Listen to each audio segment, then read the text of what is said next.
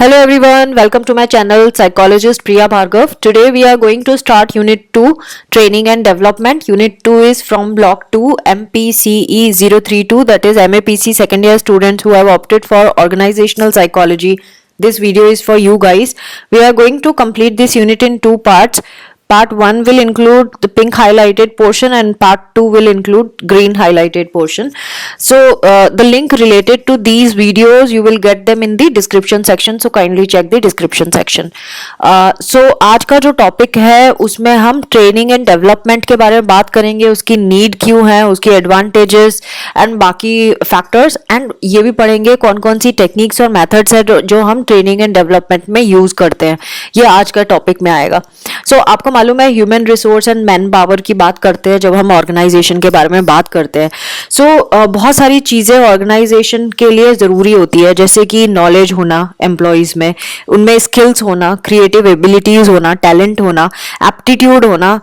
ये सारी चीज़ें ऑर्गेनाइजेशन के लिए इम्पॉर्टेंट है, क्योंकि अगर ये सारी चीज़ें किसी इंडिविजुअल में होंगी तभी कोई ऑर्गेनाइजेशन आगे बढ़ पाएगा. ऑर्गेनाइजेशन की performance and productivity directly connected होती है quality and quantity of the human resources. कितने क्वालिटी ऑफ एम्प्लॉयज वर्किंग है ना, कितने एम्प्लॉयज वर्क कर रहे हैं जिनमें वो सारे स्किल्स, नॉलेज, एप्टीट्यूड वगैरह है. सो हमेशा क्वालिटी को मेंटेन करना ज़रूरी है एंड उसको एनहांस करना भी ज़रूरी है. सो हम मेंटेन कैसे करेंगे और एनहांस कैसे करेंगे, जब हम उन्हें प्रॉपर ट्रेनिंग देंगे और उनमें डेवलपमेंट आएगा. सो दैट इज़ वाई ये यूनिट हम पढ़ रहे हैं कि ऑर्गेनाइजेशन को अब एडवांटेज में रहने के लिए ज़रूरी होता है कि उसके एम्प्लॉयज़ में ये सारी चीज़ें हों, और अगर नहीं है तो उनमें डेवलप करनी पड़ती है.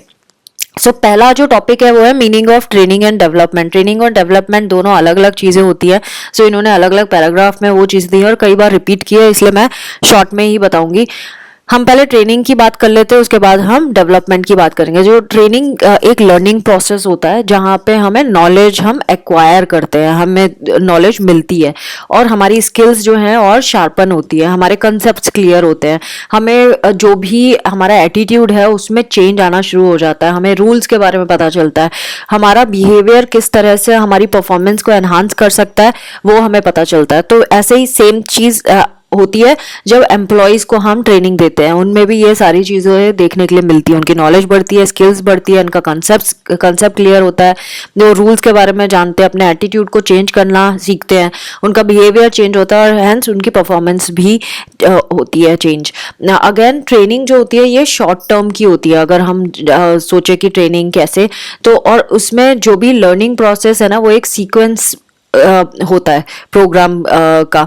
तो ये वो प्रोसेस है जहाँ पे लर्निंग जो है एक सीक्वेंस के वे में होती है और ये एक प्रोग्राम बिहेवियर होता है. मतलब ट्रेनिंग में आपको एक सीक्वेंस में चीज़ें बताई जाती हैं एंड पूरा पहले से वेल स्टैब्लिश्ड प्लान होता है कि किस तरह से ये चीज़ सिखाई जाएगी. और ये क्योंकि शॉर्ट टर्म कम टाइम में कंप्लीट होने वाली होती है, इसलिए शॉर्ट टर्म प्रोसेस होता है. और जो इंस्ट्रक्शंस है वो टेक्निकल एंड मैकेनिकल ऑपरेशंस के बारे में दिया जाता है, और इसके अलावा भी हो सकती है ट्रेनिंग, डिपेंड्स कि हम कौन सी ट्रेनिंग सीख कर रहे हैं ना. अगर हम डेवलपमेंट की बात करें तो ये लॉन्ग टर्म एजुकेशनल प्रोसेस है. ये ऑर्गेनाइज्ड होता है और सिस्टमैटिक प्रोसीजर होता है डेवलपमेंट, जहाँ पे जो मैनेजरियल पर्सनल है, मतलब मैनेजर ही समझ लो या उससे भी हायर पोजीशंस में जो लोग हैं वो कंसेप्चुअल एंड थ्योरेटिकल नॉलेज को लर्न करते हैं और जनरल पर्पस के लिए करते हैं. मतलब कोई एक पर्टिकुलर एम नहीं होता, जबकि ट्रेनिंग में हमारे पास एक एम स्टैब्लिश्ड होता है कि हम क्या सीखेंगे, आउटपुट क्या मिलेगा. बट डेवलपमेंट ये एक प्रोसेस है जो चलता रहता है, लॉन्ग टर्म प्रोसेस है और जनरल पर्पस के लिए हमारा डेवलपमेंट होता है जो हमारी जॉब परफॉर्मेंस को इम्प्रूव भी कर देता है और हमारी पर्सनैलिटी भी एनहांस करता है. सो ये एम्प्लॉयज़ के ऊपर भी लागू होती है चीज़. तो डेवलपमेंट एक पर्सनैलिटी डेवलपमेंट तो कर ही रहा है, प्रोग्रेस एंड पोटेंशियल कैपेसिटीज़ को भी एक्चुअलाइज कराने में हेल्प करता है. Now importance of training and development, इसमें बहुत सारे पॉइंट्स दिए हुए हैं, ऑलमोस्ट 10 है, और ये जो पॉइंट यहाँ पे दिए हैं ना इम्पोर्टेंस के ऊपर, यही एडवांटेज के भी हैं। तो अगर आपसे एग्जाम में एडवांटेज पूछा जाए या ट्रेनिंग इम्पोर्टेंस पूछा जाए, आपको बात वही करके आनी है। तो let us start with the points क्या क्या है। इट ऑप्टिमाइजेस ह्यूमन रिसोर्स यूटिलाइजेशन, मतलब कि जो ह्यूमन रिसोर्सेज ऑलरेडी ऑर्गेनाइजेशन में है, अगर हम उन्हें ट्रेनिंग दे दें, उनमें डेवलपमेंट कर दे, तो ये सारी ह्यूमन रिसोर्सेज जो हम ऑलरेडी एम्प्लॉयड थे उन्हीं को ही हम यूज करके फर्दर ऑर्गेनाइजेशन को आगे बढ़ा सकते हैं। तो एक तरह से ये एम्प्लॉयज को ऑर्गेनाइजेशनल गोल को अचीव करने में हेल्प करता है, को जो इंडिविजुअल गोल्स को भी अचीव कर सकता है इंसान जब उन्हें ट्रेनिंग एंड डेवलपमेंट में डाला जाता है। ये उनको अपॉर्चुनिटीज प्रोवाइड करता है, और अगेन ह्यूमन रिसोर्सेज जो है इस ऑर्गेनाइजेशन की, उनमें टेक्नोलॉजिकल बिहेवियरल स्किल्स भी डेवलप हो जाती है, उनमें पर्सनल ग्रोथ दिखाई देने लगती है, उनका जॉब से रिलेटेड नॉलेज एंड स्किल्स बढ़ जाती हैं। तो हर एक लेवल पे वो बढ़ रहे होते हैं। अगेन उनका ह्यूमन इंटेलेक्ट भी एक्सपैंड हो जाता है जब वो ट्रेनिंग एंड डेवलपमेंट में जाते हैं। तो ओवरऑल हम ये कह सकते हैं कि ऑप्टिमम लेवल पे ह्यूमन रिसोर्स डेवलप हो गया होता है जब उसको ट्रेनिंग एंड डेवलपमेंट में डाला जाता है। तो ओवरऑल पर्सनालिटी डेवलप हो जाती है एम्प्लॉय की। Second, productivity. अगेन ऑर्गेनाइजेशन की प्रोडक्टिविटी तो बढ़ेगी ना जब हम उनको ज़्यादा स्किल्ड बना देंगे, ज़्यादा वो अच्छे से सीख जाएंगे चीज़ें, तो लॉन्ग टर्म गोल को अचीव करने में भी फायदा होगा कि आगे अगर कोई चेंजेस आए तो फट से ये एम्प्लॉय कर देगा, क्योंकि हमने ऑलरेडी इसको ट्रेन कर दिया है। टीम स्पिरिट, जब भी हम ट्रेनिंग एंड डेवलपमेंट करते हैं तो ऑब्वियसली ग्रुप में करते हैं, तो टीम वर्क वो सीखते हैं, टीम स्पिरिट डेवलप होती है, इंटर टीम कोलैबोरेशन होता है उनमें। अगर ट्रेनिंग में हमने कुछ उन्हें ग्रुप करके कुछ सिखाया, तो वो आपस में जब इंटरेक्ट करेंगे तो ऑटोमेटिकली उनमें कोलैबोरेशन बनेगा। सो एम्प्लॉयज आपस में लर्न करेंगे एक दूसरे से भी। ऑर्गेनाइजेशन कल्चर, तो जब आप एक दूसरे को जानने लगते हो तो ऑटोमेटिकली एक हेल्दी कल्चर डेवलप होने लगता है, और वो इफेक्टिव भी होता है, और सारे एम्प्लॉयज में इम्प्रूवमेंट का स्कोप बढ़ जाता है, डेवलप होने का स्कोप बढ़ जाता है। और जो लर्निंग कल्चर जब ऑर्गेनाइजेशन में हो जाए तो वो ओवरऑल ऑर्गेनाइजेशन में एक हेल्दी क्लाइमेट क्रिएट कर देता है ना। ऑर्गेनाइजेशन क्लाइमेट का क्या मतलब है? पॉजिटिव परसेप्शन होना, क्योंकि जब आप सबको जानते हो, सबके साथ काम कर चुके हो, तो एक पॉजिटिव परसेप्शन होता है, एक फैमिली जैसा लगता है वहां जाके। ऐसा नहीं लगता कि हम बाहर से कहीं से आ गए और पता नहीं कौन लोग हैं, ऐसा नहीं लगता है। तो आपका एक positive perception and feeling develop हो जाता है ऑर्गेनाइजेशन के लिए। एम्प्लॉयज जो होते हैं वो समझते हैं लीडरशिप के बारे में, उनके लीडर्स कौन है, लीडर की कितनी सबऑर्डिनेट्स कौन है, पीयर क्या है, ये सारे के बारे में उनको ज़्यादा बाउंड्रीज के बारे में पता चल जाता है। देन क्वालिटी, हमेशा ट्रेनिंग एंड डेवलपमेंट से क्वालिटी इंप्रूव होती ही होती है, वर्क प्लेस में भी एंड पर्सनल लाइफ में भी, वर्क लाइफ बैलेंस में भी। हेल्दी वर्क एनवायरनमेंट, सो हमेशा ट्रेनिंग डेवलपमेंट ये इसमें भी हेल्प करता है कि एक हेल्दी वर्किंग एनवायरनमेंट हो। अगर एम्प्लॉयज के अंदर अच्छी स्किल्स ऑटोमेटिकली हैं तो वो एक दूसरे से जेलस फील नहीं करेंगे, एक दूसरे को सपोर्ट करने की कोशिश करेंगे, और उनको मालूम होगा कि उनका वर्क प्लेस में किस चीज़ की रिक्वायरमेंट है। सो एक रिलेशनशिप जो बनेगा एम्प्लॉयज के बीच में, वो एक हेल्थी रिलेशनशिप बनेगा जो ऑर्गेनाइजेशन गोल को अचीव करने में हेल्प करेगा, और इंडिविजुअल अपने गोल्स भी अचीव कर पाएंगे। हेल्थ एंड सेफ्टी के बारे में बात करें तो अगेन जब एम्प्लॉय को ये पता होता है कि कोई पर्टिकुलर चीज़ को कैसे यूज़ करना है, तो ऑटोमेटिकली वो हेल्थ एंड सेफ्टी अटेन हो जाती है, इम्प्रूव हो ही जाती है, क्योंकि एम्प्लॉय ने जब सीख लिया किसी इंस्ट्रूमेंट को कैसे चलाना है, तो एक्सीडेंट्स के चांसेस कम हो जाते हैं। देन मोरालिटी इम्प्रूव होती है। ऑफकोर्स जब आपको आता है तो आप ऑटोमेटिकली मोटिवेटेड फील करते हैं, आपका मॉरल हाई होता है, आप और ज़्यादा सीखना चाहते हो, करना चाहते हो। इमेज, ये एक बेटर कॉर्पोरेट इमेज भी डेवलप करता है। जब किसी और कंपनी के बारे में हमें ये पता चलता है कि वहाँ पे ट्रेनिंग और डेवलपमेंट कराया जाता है, तो एक कंपनी के पास एम्प्लॉय अपने आप जाना चाहता है, काम करना चाहता है, वो भागता नहीं है, उसको ये लगता है कि हाँ ये ऑर्गेनाइजेशन अच्छा है क्योंकि यहाँ पे हमारी ग्रोथ होगी। नाउ प्रॉफिटेबिलिटी, अगेन अगर स्किल्स किसी की डेवलप हो गई, एम्प्लॉयज़ की डेवलप हो गई, तो प्रॉफिट होना कंपनी का जायज़ ही है। पॉजिटिव एटीट्यूड रहेगा कंपनी का, प्रॉफिट ओरिएंटेशन बढ़ेगा, तो ये चीज़ें होंगी। और भी इसके अलावा जो आपको दिखेगा, जो इसकी इंपॉर्टेंस है ट्रेनिंग एंड डेवलपमेंट की, वो यहाँ पे इन्होंने बताई है कि ये ऑर्गेनाइजेशनल डेवलपमेंट में भी हेल्प करता है। ट्रेनिंग एंड डेवलपमेंट कैसे? ये इफेक्टिव डिसीजन मेकिंग कैसे ले, कैसे करें, प्रॉब्लम सॉल्विंग कैसे करें, ये सारी चीज़ें इसके अंदर आ जाती है ट्रेनिंग डेवलपमेंट में। और ये ऑर्गेनाइजेशनल पॉलिसीज़ को कैसे कैरी करना है, कैसे अंडरस्टैंड करना है, वो सारी चीज़ें ट्रेनिंग डेवलपमेंट में हम सिखा देते हैं। नेक्स्ट इसकी जो इंपॉर्टेंस है ट्रेनिंग डेवलपमेंट की, वो ये है कि लीडरशिप स्किल इसमें डेवलप हो जाती है लोगों में, मोटिवेशन आता है, लॉयल्टी डेवलप होती है एम्प्लॉयज़ में, एटीट्यूड उनका बेटर हो जाता है, एंड एक सक्सेसफुल वर्कर्स बनते हैं, वो मैनेजर्स बनते हैं, एक सक्सेसफुल एक्ट डिस्प्ले करते हैं कंपनी में ना। इन्होंने यहाँ पे बोला need for training and development, तो सबसे पहले इन्होंने एडवांटेज दिए हैं। तो एडवांटेजेस एज आई सेड, ये 11 जो पॉइंट बताए हैं ये तो आपको लिख के आना ही है। उसके अलावा जो डिफरेंट था उसमें मैंने टिक लगाया है, जैसे कि 2 और एक्स्ट्रा इन्होंने एडवांटेज में बताया। Development of human resources, again training and development क्या करता है, ये अपॉर्चुनिटी प्रोवाइड करता है कि ह्यूमन बींग्स जो काम कर रहे हैं, ह्यूमन रिसोर्सेज जो है, उनको technical and behavioural skills develop की जाए उनके अंदर। जो ट्रेनिंग डेवलपमेंट में ये दोनों चीज़ें हो जाती है, टेक्निकली भी वो सीख रहे होते हैं, बिहेवियर वाइज भी सीख रहे होते हैं, तो एम्प्लॉइज एक पर्सनल ग्रोथ को भी अचीव कर पाता है। एंड देन 13th पॉइंट इसमें क्या हो जाएगा, development of skills of employees. As I said, training and development जो होता है वो जॉब नॉलेज तो देता ही है, स्किल्स भी डेवलप करता है एम्प्लॉइज में। ये हेल्प करता है कि अपने ह्यूमन इंटेलेक्ट को और ज़्यादा एक्सपेंड कर सके इंसान ट्रेनिंग के बाद, और ओवरऑल पर्सनालिटी तो एम्प्लॉय की इम्प्रूव हो ही जाती है। बाकी पॉइंट वही है जो हमने ऊपर अभी importance of training and development पढ़ा था। बाकी ये इन्होंने अदर एडवांटेजेस में ये दोनों पॉइंट भी मैं समझा चुकी हूँ जो बाद में 2 पैराग्राफ में थे। ये एक और पॉइंट इन्होंने डाला है कि ट्रेनिंग और डेवलपमेंट जो है वो डेमोन्स्ट्रेट करता है कमिटमेंट कि ऑर्गेनाइजेशन जो है जब ट्रेनिंग एंड डेवलपमेंट दे रहा है तो ऑफकोर्स वो निकालेगा नहीं एम्प्लॉयज़ को, यानी organization is going to keep those employees, उन एम्प्लॉयज़ को कंपनी में रखने वाला है। सो एक नॉलेज और प्रैक्टिस के अलावा ये एक एंश्योरिटी हो जाती है कि उनका जॉब नहीं जाएगा। Next is training development and knowledge acquisition. जब भी ट्रेनिंग या डेवलपमेंट होता है तो उसमें सारे जितने भी चीज़ें हुई हैं उसमें चेंजेस तो आते हैं इंसान के अंदर, है ना। रिजल्ट क्या होता है लर्निंग का, यही कि आपको चेंज नोटिस होएगा। सो टेक्निकली नॉलेज एक्विजिशन हुआ है तभी तो आपको चेंज दिखाई दे रहा है। तो ऑर्गेनाइजेशन में जैसे जैसे किसी भी ऑर्गेनाइजेशन में कॉम्पिटिटिव एडवांटेज बढ़ती जाती है वैसे वैसे ये बहुत ज़रूरी हो जाता है कि नॉलेज इंक्रीज की जाए। और नॉलेज जो हम इंक्रीज करते हैं ऑर्गेनाइजेशन में वो ये इंश्योर करके करते हैं कि वो नॉलेज एक सिग्निफिकेंट रोल प्ले करेगी इंडिविजुअल के डेवलपमेंट में और ऑर्गेनाइजेशन के परफॉर्मेंस में भी।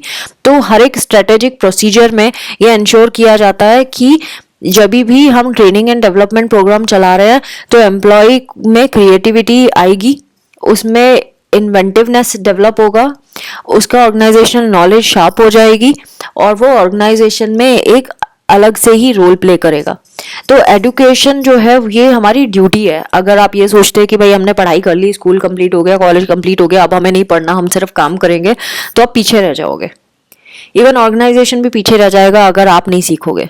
सो इसीलिए जो एजुकेशन है वो ऐसी चीज़ है जो हमारी ड्यूटी हो गया है और हमें डे टू डे बेसिस पे पढ़ना चाहिए। और ऑर्गेनाइजेशंस भी 3 to 5% पैसा उसका इन चीज़ों में लगा रहा है। फिर यहाँ पे एक सेइंग है, education should not be finished when an individual leaves school, it should encompass all the ages of life, जो मैं अभी थोड़ी देर पहले बोल रही थी, to provide people in every moment of their life with a possibility to maintain their knowledge or to obtain new knowledge। so अपनी knowledge को maintain करो या फिर new knowledge को obtain करो, ये दोनों चीज़ें होती रहना चाहिए irrespective of आपने स्कूल छोड़ दिया। तो इससे मतलब यही है कि आप जितना फास्टर सीखोगे उतना कंपटीशन से ज़्यादा फास्टर आपको सीखना पड़ेगा। सो लॉजिकल सीक्वेंस ऐसा होना चाहिए, नॉलेज क्रिएशन, नॉलेज को क्रिएट किया गया, इनोवेशन, आपने नॉलेज से इनोवेटिव हो गए, और इनोवेशन के बाद कॉम्पिटिटिव एडवांटेज, अगर आप इनोवेटिव हो तो और कॉम्पिटिटिव एडवांटेज मिलेगी ही मिलेगी। सो ये 3 ऐसे स्टेप्स में चीज़ें चलती है, लॉजिकल सीक्वेंस ये है। सो नॉलेज क्यों इम्पोर्टेंट है, ओनली नॉलेज इज इम्पॉर्टेंट, मतलब इन्होंने नॉलेज को इतना ज़्यादा इंपॉर्टेंस दिया है कि इन्होंने बोला है कि जो भी कंपनी में स्ट्रेटेजिक इम्पोर्टेंस है वो नॉलेज की वजह से है। जो नॉलेज है वो कंपनी की वैल्यू को इंक्रीज कर देती है, एक कंपनी की स्ट्रेटेजी को इम्प्रूव करने में भी हेल्प करती है नॉलेज। तो नॉलेज से क्या हो सकता है, नॉलेज हमेशा हम जब एक्वायर करते हैं तो हमारी नीड के अकॉर्डिंगली हमें नॉलेज गेन करनी चाहिए, हमें किस चीज़ की ज़रूरत है। ऐसा नहीं कि आप रैंडमली सब कुछ पढ़ रहे हो और आपको लग रहा है अरे हाँ मुझे तो बहुत सारी नॉलेज तभी फायदे की होती है जब आप अपनी नीड के अकॉर्डिंगली पढ़ो। मतलब आप कहीं जॉब करते हो, आपको कौन सी स्किल चाहिए आप उसके बारे में पढ़ोगे, आपको बेनिफिट होगा। आप आउट ऑफ द बॉक्स जाके पढ़ोगे आपको बेनिफिट नहीं होगा। सो हमें नॉलेज जब भी गेन करनी है हमें इस पे ध्यान देना है कि हमारी नीड क्या है, वो नॉलेज कितनी एप्लीकेबल है हमारी स्ट्रीम में, क्या उस नॉलेज ने कोई इनोवेशन क्रिएट किया हमारे अंदर, क्या हमें कॉम्पिटिटिव एडवांटेज मिली, तो ये बेनिफिशियल है। नाउ क्वालिटी ऑफ लेबर जो के बारे में इन्होंने बताया कि जो क्वालिटी ऑफ लेबर मतलब कि जो एम्प्लॉयज़ हैं वो भी नॉलेज की वजह से इम्प्रूव हो जाते हैं। तो एजुकेशनल कंटेंट, एजुकेशनल मेथड क्या यूज़ किया जा रहा है, एफिशिएंसी ऑफ एजुकेशनल इफेक्टिवनेस, ये भी बहुत ज़रूरी है कि आपने जो एजुकेशनल मॉडल या कंटेंट बनाया है या मेथड यूज़ किया है क्या वो उतना इफेक्टिव है कि एजुकेशनल गोल और नीड्स को अचीव किया जा सके।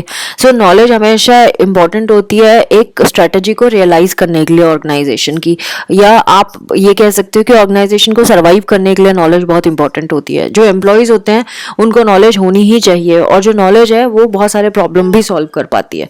तो ये तो था ट्रेनिंग डेवलपमेंट एंड नॉलेज के ऊपर टॉपिक, और मैंने बहुत कुछ बोल दिया। आप पढ़ोगे तो और आपको समझ में आ जाएगा, तो एक बार सेल्फ रीडिंग जरूर करना है इसके बारे में। Now training and development promote entrepreneurship, business को डेवलप करती है ट्रेनिंग एंड नॉलेज। तो ये हमेशा इंट्रोड्यूस करता है एम्प्लॉयज़ को कि एम्प्लॉयज़ में चेंजेस आए। जब एम्प्लॉयज़ में चेंजेस आएंगे तो उनमें एटीट्यूड भी चेंज होगा, एटीट्यूड चेंज होगा तो वो एम्प्लॉयज़ में बिजनेस डिसीजन की पावर डेवलप करेगा, और अगर एक बार पावर डेवलप हो गई तो वो एक्टिवली डिसीजन मेकिंग में पार्टिसिपेट भी करेगा। सो इस तरह से अगर डिसीजन मेकिंग में पार्टिसिपेट करने लगा तो एंटरप्रेन्योरशिप तो आ ही गई। सो दैट इज वाई ये सब कनेक्टेड है। जो ऑर्गेनाइजेशन है उसकी कॉम्पिटिटिव एडवांटेज पे डिपेंड करती है कि कौन सी स्किल्स हैं जो वर्कफोर्स में ऑलरेडी हैं, कौन सी उनके अंदर डाली जानी पड़ेगी, स्ट्रेंथ किस चीज़ की देनी है, और एम्प्लॉयज़ में उनका मोटिवेशन की स्ट्रेंथ कितनी है, देन उनमें अगर इम्प्रूवमेंट आया है तो क्या आप उनको कंपेंसेट कर रहे हो, ये वाली चीज़ें भी ऑर्गेनाइजेशन को ध्यान रखनी पड़ती। Now training development and advanced technology तो बढ़ती जा रही है, नई नई टेक्नोलॉजी आती जा रही है, जैसे कि कंप्यूटर्स, इक्विपमेंट्स, ये सारी चीज़ें। तो अगर टेक्नोलॉजी तो आ गई लेकिन आप के एम्प्लॉयज उसमें ट्रेंड नहीं है तो नुकसान है कंपनी को। सो दैट इज वाई जब भी ट्रेनिंग या डेवलपमेंट हमें एडवांस टेक्नोलॉजी के ऊपर भी करना पड़ जाता है। सो किस तरह से एडवांस टेक्नोलॉजी जो के को ट्रेन किया जाए, एडवांस टेक्नोलॉजी एम्प्लॉयज में डाली जाए, वो यहाँ पे बताया गया है। क्यों ज़रूरी है, तो to make refresher training for old employees, यानी कि इसमें दो चीज़ें आ गई। एक तो रिफ्रेशर्स जो आए हैं, जो नए लोग आए हैं, तो उनका रिफ्रेशर कोर्स होता है। उनको ये इसीलिए सिखाया जाता है कि वो अब वर्क प्लेस में किस तरह से काम करेंगे, और जो पुराने एम्प्लॉयज़ हैं उनको ट्रेनिंग दी जाती है सो दैट वो अब न्यू टेक्नोलॉजी जो आई है उसको यूज़ करके आगे बढ़ सकें और ऑर्गेनाइजेशन की प्रेजेंट सिचुएशन में उसकी हेल्प कर सकें।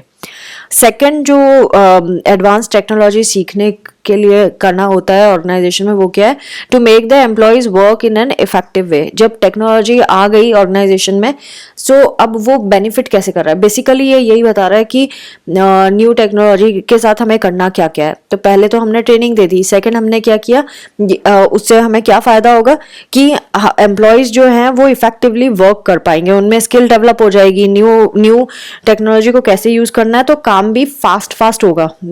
इतना जो गैप को रिमूव करने के लिए भी ट्रेनिंग दी जाती है, मतलब उनको जो आता है और जो कमी है उसको देखते हुए उनको ट्रेनिंग दी जा सकती है ट्रेनिंग एंड डेवलपमेंट की कैटेगरी में। Then organizational variability and transformation process, जब भी जो कैपेबिलिटी है ऑर्गेनाइजेशन की वो इन्फ्लुएंस होती है बाहर के एनवायरनमेंट से। एनवायरनमेंट में क्या चल रहा है, बाहर क्या चेंजेस आ रहे हैं, क्योंकि एनवायरनमेंट तो कंसिस्टेंटली चेंज हो रहे हैं, बाहर प्रेशर भी बहुत होता है, कंपटीशन बहुत है। सो न्यू टेक्नोलॉजी जब आएगी तो वो ऑर्गेनाइजेशन अगर उसको अडेप्ट करता है तो एक एडवांटेज मिल ही जाती है ऑर्गेनाइजेशन को।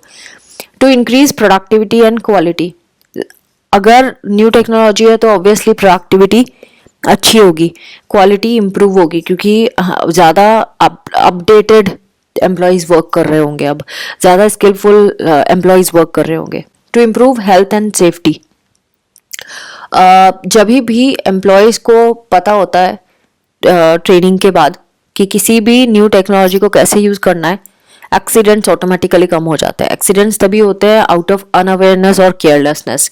सो अवेयरनेस तो हम तभी ठीक कर सकते हैं जब उन्हें ट्रेनिंग दी जाए। Now coming to techniques and methods of training and development. Training और डेवलपमेंट की कई टेक्निक्स और मेथड्स हैं जिससे हम सही से ट्रेनिंग दे सकते हैं एम्प्लॉयज़ को। तो मेथड्स ऑफ ट्रेनिंग को दो कैटेगरी में डिवाइड किया है, cognitive method and behavioural methods. और इनके दोनों में ही प्रोज एंड कॉन्स आपको मिलेंगे एंड ट्रेनर को डिसाइड करना पड़ेगा डिपेंडिंग अपॉन कि जो जिन्हें आप ट्रेनिंग दे रहे हैं उनका बैकग्राउंड क्या है, उनके स्किल्स क्या हैं, और उसके बेसिस पे फिर हम डिसाइड करेंगे कि कॉग्निटिव मेथड हमें यूज़ करना है या बिहेवियरल मेथड यूज़ करना है। Now first we will understand cognitive methods. तो कॉग्निटिव मेथड्स टेक्निकली होते क्या हैं? ये थ्योरेटिकल ट्रेनिंग होते हैं जो ट्रेनी को दी जाती है, मतलब थ्योरेटिकली होता है सारा, इसमें कुछ हम एक्ट्स नहीं करवा रहे हैं, हम सिर्फ बोल के या रीड करके या रिटन फॉर्म में उनको कुछ डाटा दे रहे हैं, रूल्स रेगुलेशन बता रहे हैं या रिलेशनशिप समझा रहे हैं किसी चीज़ की। सो ये सारा कुछ वर्बली बोला जाएगा, जैसे कि मैं अभी वर्बली बोल रही हूँ, तो ये कॉग्निटिव मेथड है एक, या रिटन में होगा। सो इसमें भी फिर बहुत सारे मेथड्स है कॉग्निटिव अप्रोच में जो हम यूज करते हैं। सो पहला इसमें आता है लेक्चर्स। लेक्चर्स क्या होते हैं? ये प्रिंटेड या ओरल फॉर्म में हो सकते हैं और ये कोई चीज़ कैसे होती है वो बताया जा रहा होता है। ये नॉलेज एनहांस तो करती है, हमेशा लेक्चर से हमें नॉलेज तो मिलती ही है और हमारे कुछ टॉपिक्स के बारे में भी हमें पता चलता है। तो ट्रेनिंग हमेशा बिना लेक्चर के इनकम्प्लीट मानी गई है। जो ट्रेनर है वो ट्रेनिंग सेशन जब भी स्टार्ट करता है तो उसको ये बताना बहुत ज़रूरी होता है किस हमारा एम क्या है, किस गोल पे हम काम करेंगे, हमारा एजेंडा क्या होगा, कौन कौन से प्रोसेसेस होंगे, कौन कौन से मेथड्स होंगे जो हम ट्रेनिंग में यूज़ करेंगे। एंड देन ट्रेनर जो है वो इस लेक्चर मेथड को किस तरह से इम्प्लीमेंट करेगा वो भी हमें देखना होगा इसमें। सो लेक्चर मेथड में भी वेरिएशन होते हैं, जैसे कि एक है स्ट्रेट लेक्चर। स्ट्रेट लेक्चर में क्या होता है? इसमें इंफॉर्मेशन को प्रेजेंट किया जाता है और जो ट्रेनी है वो उस इंफॉर्मेशन को एब्जॉर्ब करता है। जो ट्रेनर है वो किसी ग्रुप को एक किसी टॉपिक के बारे में बता रहा होगा और इसमें कोई किसी भी तरह का इंटरेक्शन नहीं होगा ट्रेनी और ट्रेनर के बीच में। ये हो गया स्ट्रेट लेक्चर।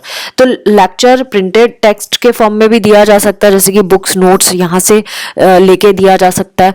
और अब दो तरह के चीज़ें, एक तो हो गया स्ट्रेट लेक्चर जो अभी मैंने समझाया, और दूसरा होता है प्रिंटेड मटेरियल जो ट्रेनर यूज कर रहा है बताने के लिए। उसमें जब भी हम, जैसे ये प्रिंटेड मटेरियल है जो मैं आपको समझा रही हूँ इस वीडियो में, सो ये भी प्रिंटेड मटेरियल से ही बता रही हूँ, लेकिन अगेन मेरे हाथ में कुछ चीज़ें हैं। क्या चीज़ें हैं? मैं कितनी स्पीड से आपको समझाऊं, कौन सी मेरी अच्छा, अगर मैं दिख रही हूँ तो बॉडी लैंग्वेज मेरी किस तरह की होगी, है ना। Visual image of the trainer भी कभी कभी दिखता है, अगर आपने देखा होगा कुछ वीडियोस में साइड में छोटी सी पिक्चर में जो ट्रेनर है उसका फेस भी आप देख पाते हो। सो वो भी एक तरीका होता है लेक्चर का। तो जो स्ट्रेट लेक्चर में हमेशा ट्रेनिंग स्क्रिप्ट को वेरी किया जा सकता है, ट्रेनीज के क्या सिग्नल्स मिल रहे हैं उसके बेसिस पे। तो सामने वाला जो लर्नर है वो कुछ तरह से अपने रिएक्शंस दे सकता है जब वो सीख रहा है।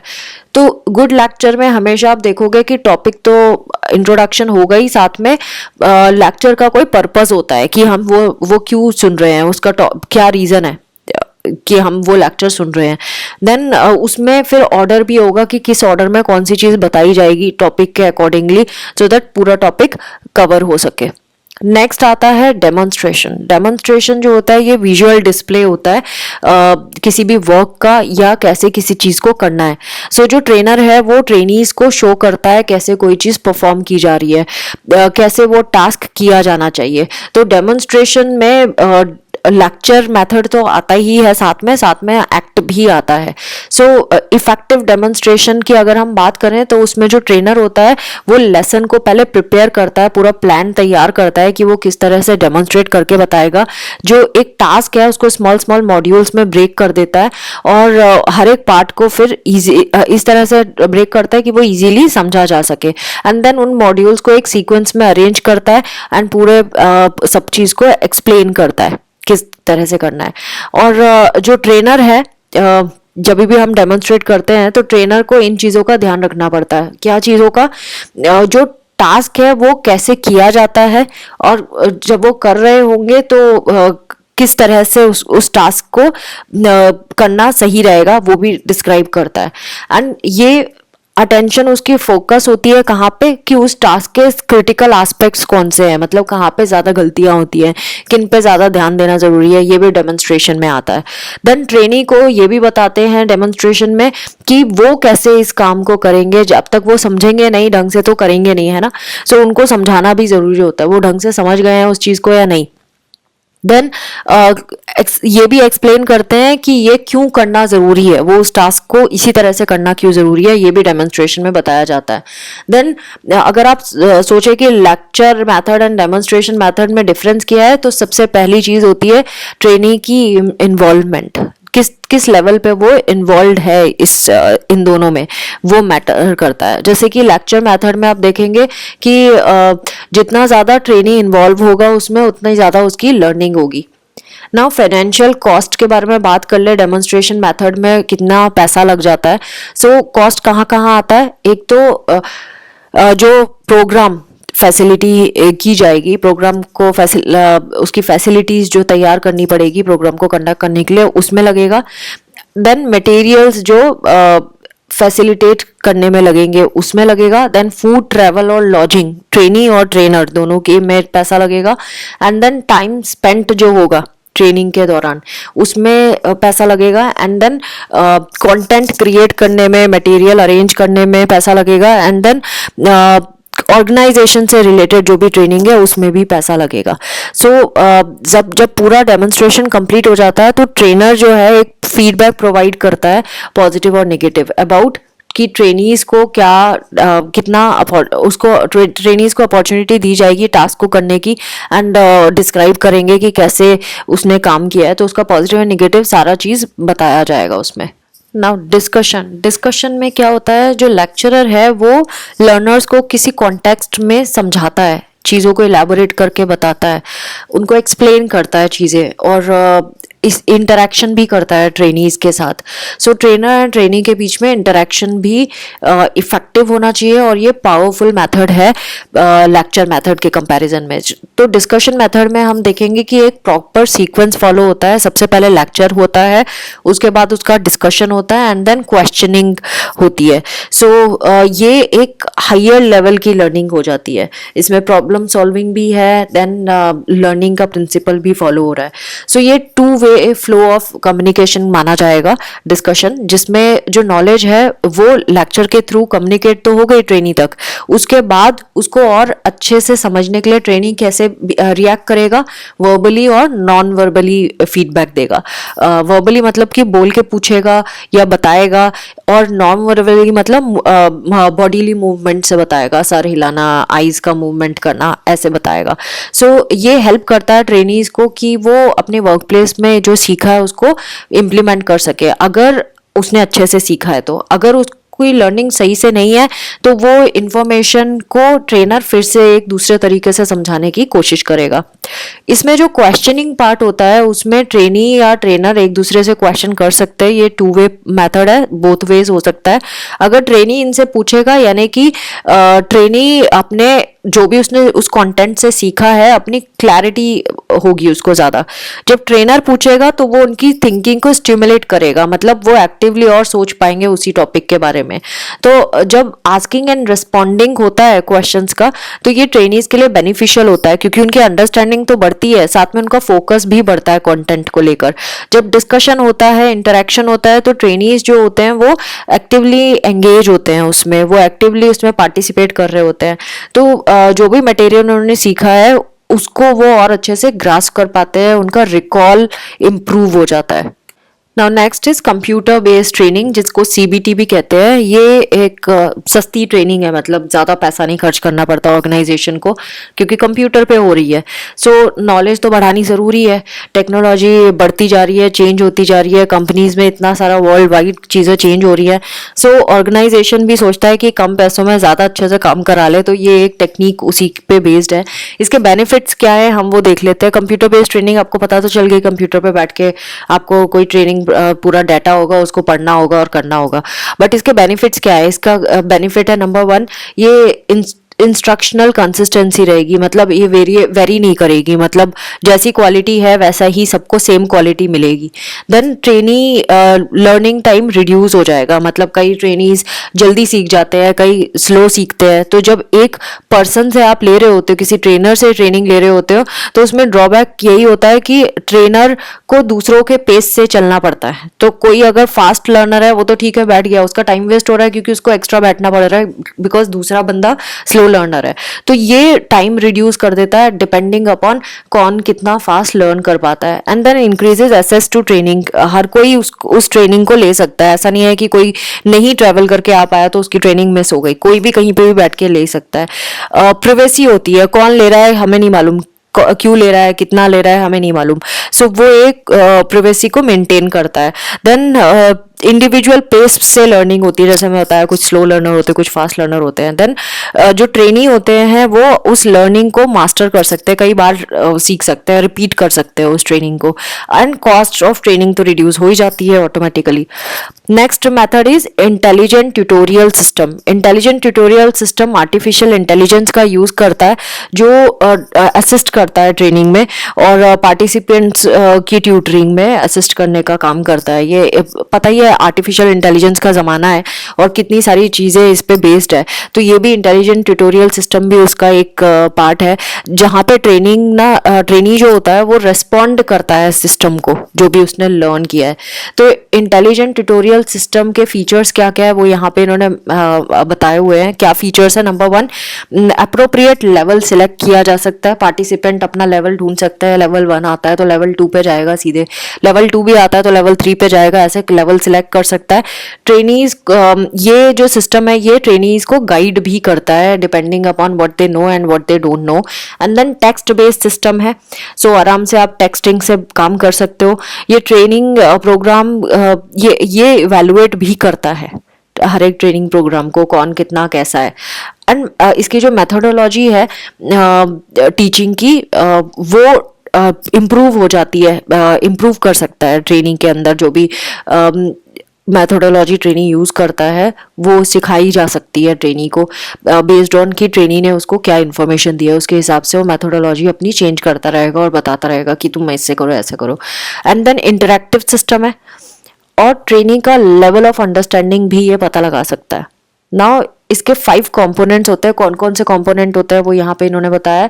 फर्स्ट है डोमेन एक्सपर्ट, इसको हम एक्सपर्ट नॉलेज बेस कहते हैं, यानी जहाँ पे एक्चुअल डाटा रखा हुआ है इंफॉर्मेशन का।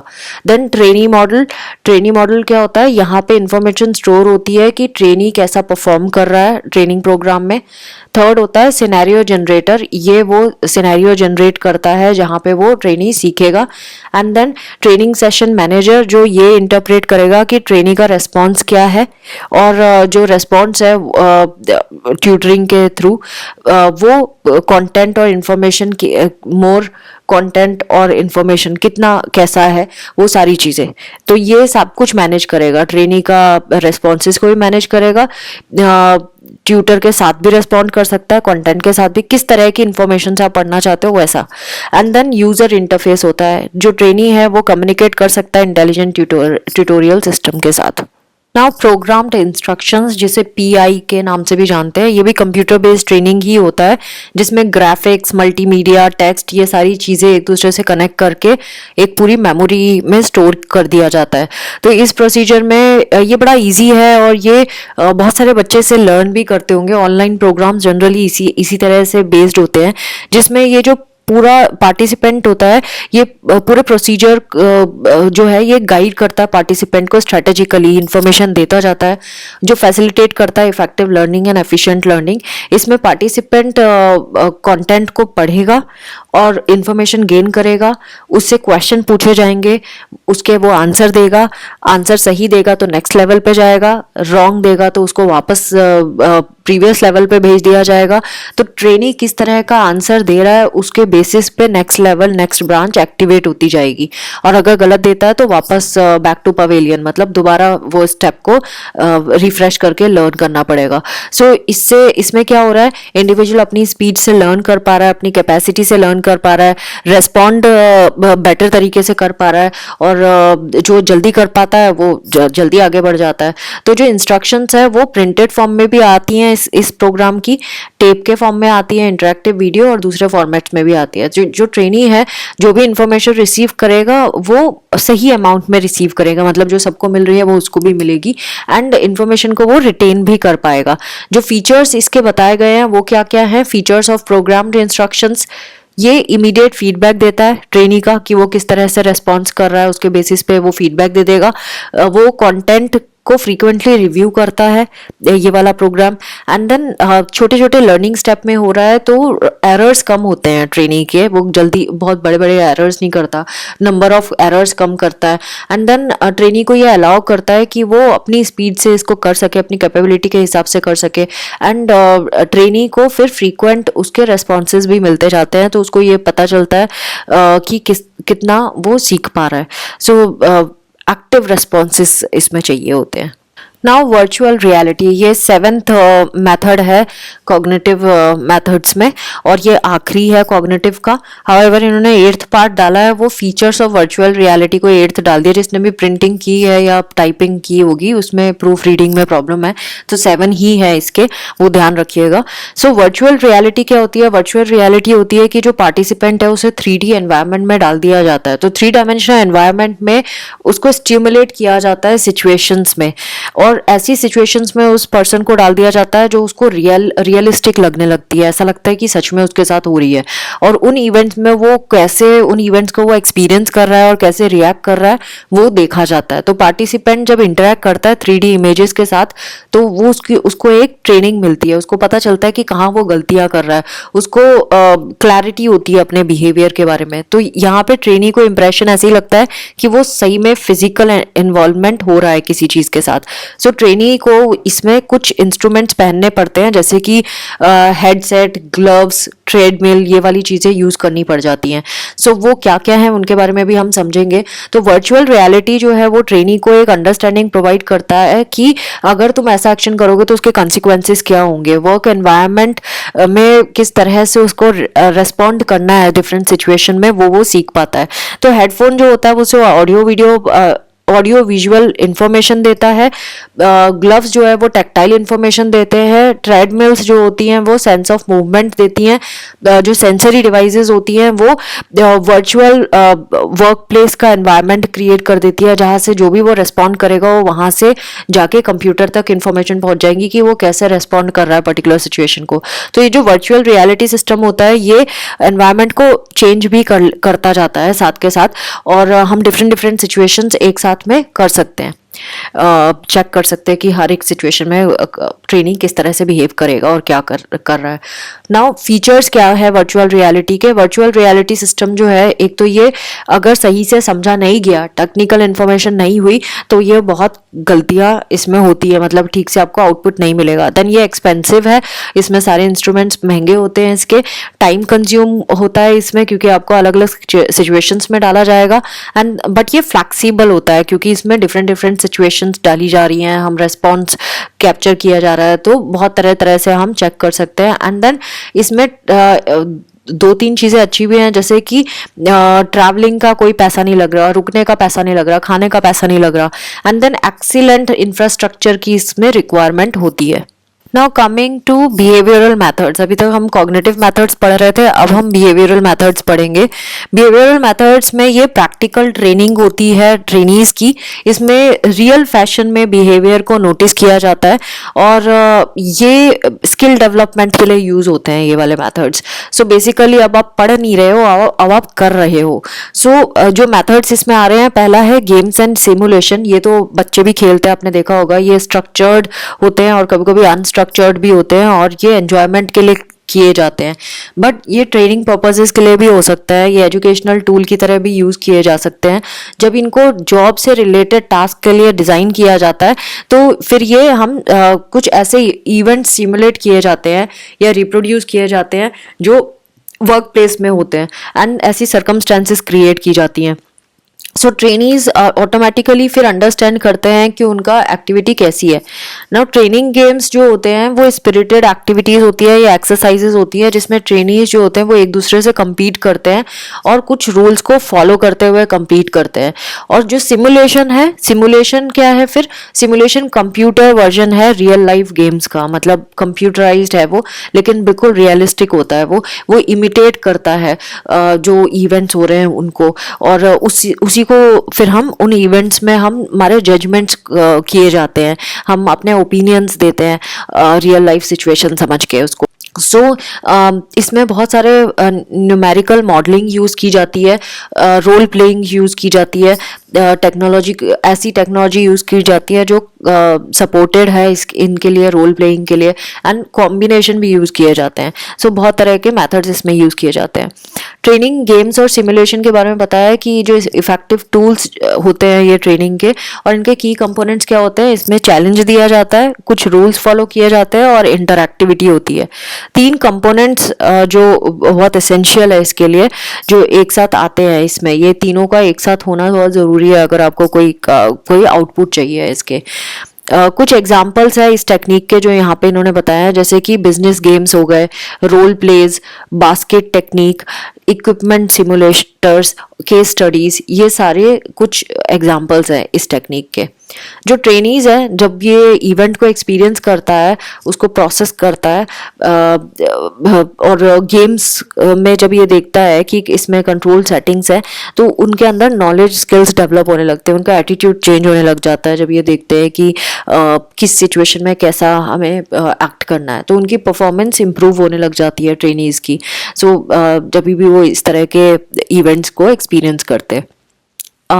अब गेम्स एंड सिमुलेशंस में बहुत सारे मेथड्स भी होते हैं। बिहेवियर मॉडलिंग नाम से पता चल रहा है कि एक कोई बिहेवियर को नोटिस किया जाता है और उसको फिर देख के सीखा जाता है और उसकी फिर प्रैक्टिस की जाती है, और जब प्रैक्टिस हो जाती है तो रियल लाइफ में उसको इम्प्लीमेंट किया जाता है।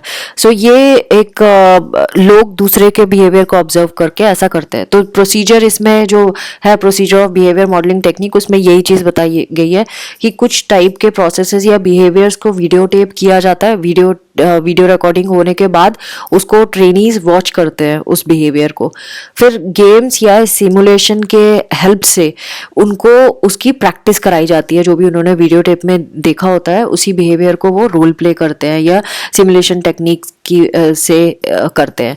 तो स्किल्स जो रिक्वायर होती है इस तरह का करने के लिए वो यहाँ पे डिफाइन की गई है। जैसे कि पहले तो जो ट्रेनर है वो ही ओवरव्यू करेगा पूरी थ्योरी को कि आखिर रिक्वायरमेंट क्या है, फिर जो ट्रेनीज हैं उनको इंस्ट्रक्शन दी जाती है कि उनका क्या लर्निंग पॉइंट है या कौन सा क्रिटिकल बिहेवियर है जो उन्हें वॉच करना है, एंड देन जो एक्सपर्ट है वो उस मॉडल बिहेवियर को, सुटेबल बिहेवियर को एक्ट करके बताएगा।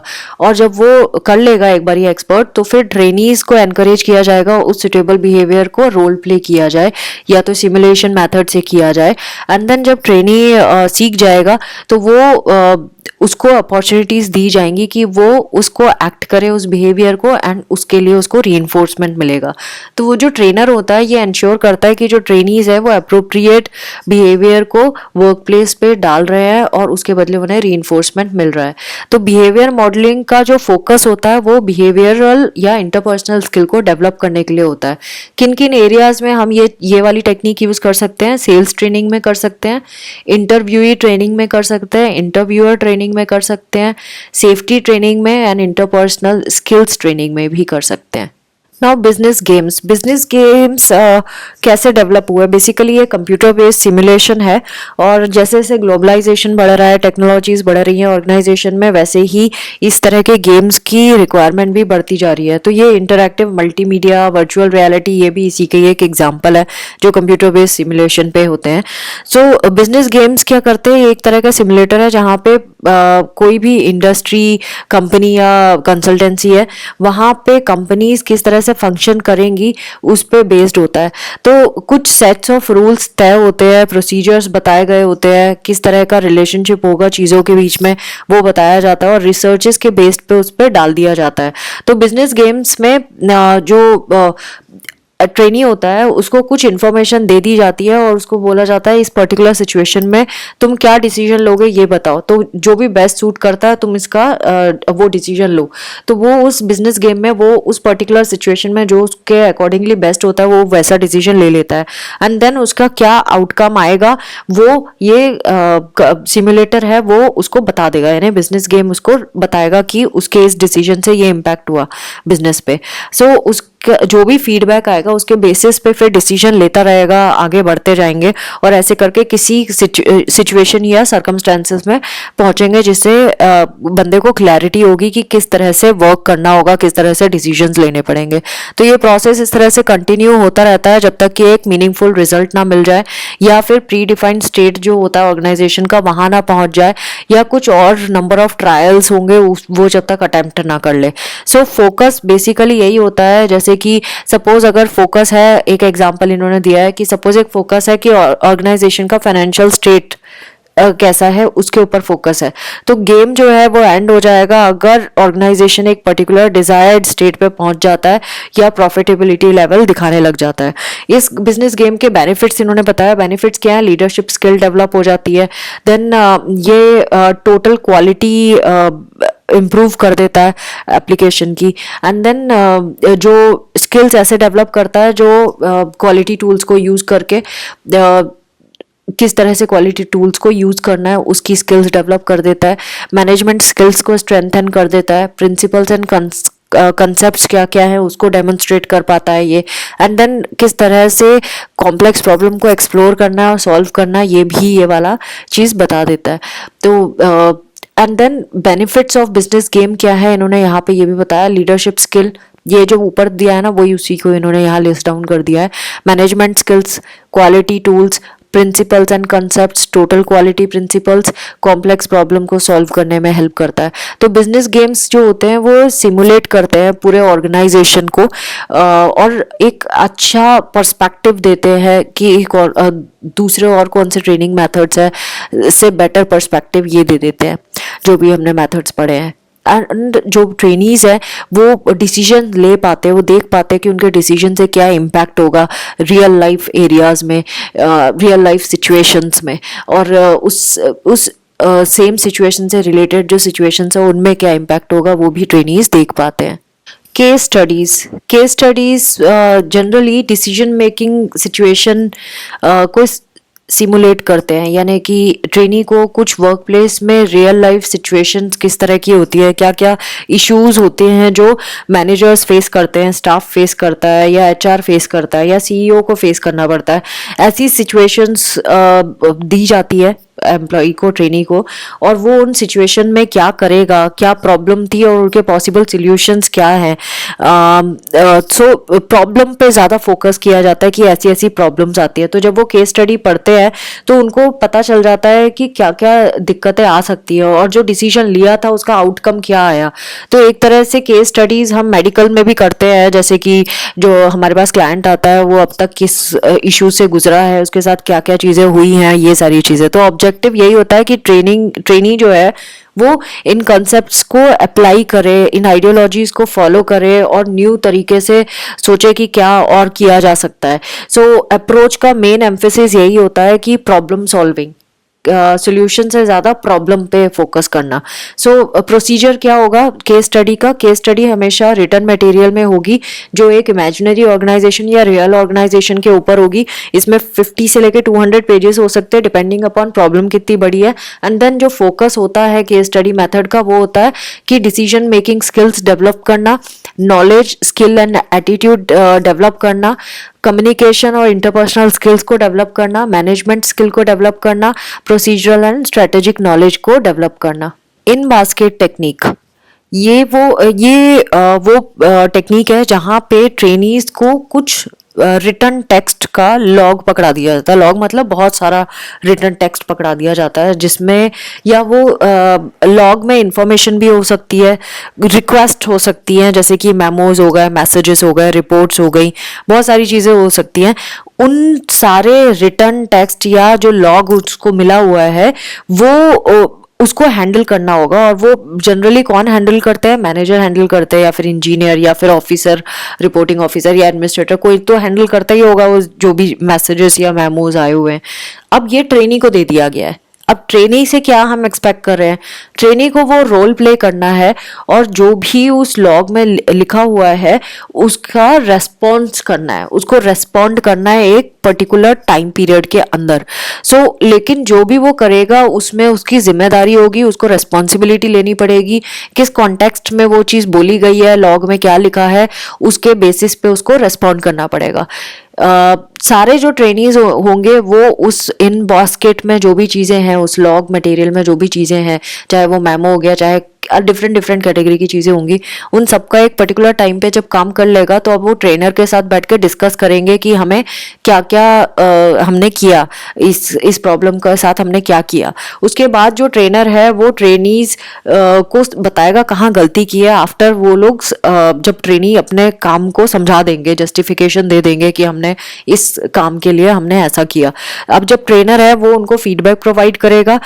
अगर उन्होंने सही डिसीजन लिया तो रीइंफोर्समेंट मिलेगा, या फिर अगर गलत किया है तो उनको अल्टरनेटिव्स पूछ करने के लिए बोला जाएगा। एक और इसी का ही दूसरा वर्जन होता है जहाँ पे इन बास्केट्स साइमल्टेनियसली रन की जाती है, मतलब बहुत सारे ट्रेनीज को अलग अलग इन्फॉर्मेशन दी जाती है और उनको साथ में मिलके काम करना होगा। और जब वो साथ में मिलकर काम करेंगे तभी वो सुटेबल डिसीजन ले पाएंगे किसी इन्फॉर्मेशन को कलेक्ट करने के बाद। अब इस टेक्निक से हमें फ़ायदा क्या हुआ? जो इसमें बेनिफिट्स हैं वही इस टेक्निक का फोकस भी है। बेनिफिट्स और फोकस क्या क्या है इस टेक्निक के? डिसीजन मेकिंग स्किल्स डेवलप हो जाती हैं, और डिसीजन मेकिंग स्किल्स ही हम डेवलप करना चाहते हैं। नॉलेज, स्किल्स, एटीट्यूड्स जो हैं वो डेवलप हो जाते हैं। यही हमारा फोकस भी है इस ट्रेनिंग का, और ये डेवलप भी होता है, बेनिफिट भी इसी चीज़ का मिलता है। देन कम्युनिकेशन, इंटरपर्सनल स्किल्स पे हम फोकस करते हैं और यही इम्प्रूव भी होती है, बेनिफिट भी इसी का मिलता है। Procedural knowledge and strategic knowledge, ये दोनों भी इन्हीं का ही फोकस भी होता है और ये दोनों डेवलप भी होती है। तो यहाँ पे इन्होंने वो सब चीज़ बताई हुई है जो जो हमें बेनिफिट भी होती है। यहाँ पे अगर आप देखेंगे तो बेनिफिट पूछा है या फिर फोकस पूछा, दोनों में एक ही चीज़ लिख के आना है। नाउ रोल प्लेज, हर एक पार्टिसिपेंट को कोई रोल दिया जाएगा प्ले करने के लिए, और जो ट्रेनीज है उनको उस रोल से रिलेटेड जो भी इंफॉर्मेशन है वो सब दी जाएगी। उस रोल से रिलेटेड कोई कंसर्न हुआ, कोई ऑब्जेक्टिव हुआ, कोई रिस्पॉन्सिबिलिटी या इमोशन हुआ, वो सब उसको बता दिया जाएगा। एंड देन जनरल डिस्क्रिप्शन बताया जाएगा सिचुएशन का जहाँ पे उसको वो रोल प्ले करना होगा। मे बी उसको सपोज मैनेजर का रोल दे दिया और बोला कि मैनेजर एक्ट करना है और ये सिचुएशन है, तो जो प्रॉब्लम है हर एक को फेस करना होगा, मतलब कोई भी प्रॉब्लम होगी वो किस तरह से फेस करेगा वो हम नोटिस करेंगे। जैसे कि सपोज स्ट्राइक हो गई फैक्ट्री में, या हो गया मैनेजमेंट का कॉन्फ्लिक्ट हो गया, या दो पार्टीज के बीच में कॉन्फ्लिक्ट हो गया, या वेकेशन शेड्यूल करनी है, ऐसी कोई सिचुएशन है तो वो क्या करेगा? तो पार्टिसिपेंट उस रोल को का डिस्क्रिप्शन को अच्छे से पढ़ेगा और फिर वो दूसरे रोल के साथ इंटरेक्ट करके एक्ट करेगा। उससे क्या होगा, अब जब उसने रोल प्ले किया तो उसको इंटरपर्सनल स्किल्स बढ़ेंगी, कम्युनिकेशन स्किल बढ़ेगी, कॉन्फ्लिक्ट रेजोल्यूशन बढ़ेगा, then group decision making power आएगी, इनसाइट डेवलप होगी। ये जो इसके रोल हेल्प करेगा वही उसके बेनिफिट्स भी हैं, communication skill, conflict resolution, developing insight, group decision making, ये सारी। अब बहुत तरह के रोल प्लेज होते हैं जो बताए गए हैं। Multiple role play, multiple role play में क्या है कि जितने भी ट्रेनीज है उनको ग्रुप्स में डाल दिया जाएगा और हर एक ग्रुप को कोई ना कोई रोल प्ले करना होगा और वो एक साथ ही करेंगे सारे ग्रुप्स। जब रोल प्ले कर चुकेंगे तो हर एक ग्रुप ना एनालाइज करेगा इंटरेक्शन, एक दूसरे के साथ इंटरेक्ट करके आइडेंटिफाई करेगा कि वो लोगों ने क्या सीखा। सिंगल रोल प्ले में क्या होगा कि एक ही ग्रुप रोल प्ले करेगा, बाकी के ग्रुप उसको ऑब्जर्व करेंगे और एनालाइज करेंगे उस पूरे चीज को एक दूसरे से इंटरेक्ट करके कि कैसे क्या हुआ, किस तरह का रोल था। रोल रोटेशन में क्या होगा, ये स्टार्ट होगा सिंगल रोल प्ले से और आप कुछ इंटरेक्शन के बाद ट्रेनर रोक के ये बताएगा, डिस्कस करेगा ट्रेनर कि कहाँ पे क्या गड़बड़ हुई और किस तरह से होना चाहिए था। फिर दूसरे पार्टिसिपेंट से बोला जाएगा कि वो आगे दूसरा कैरेक्टर करना शुरू करे।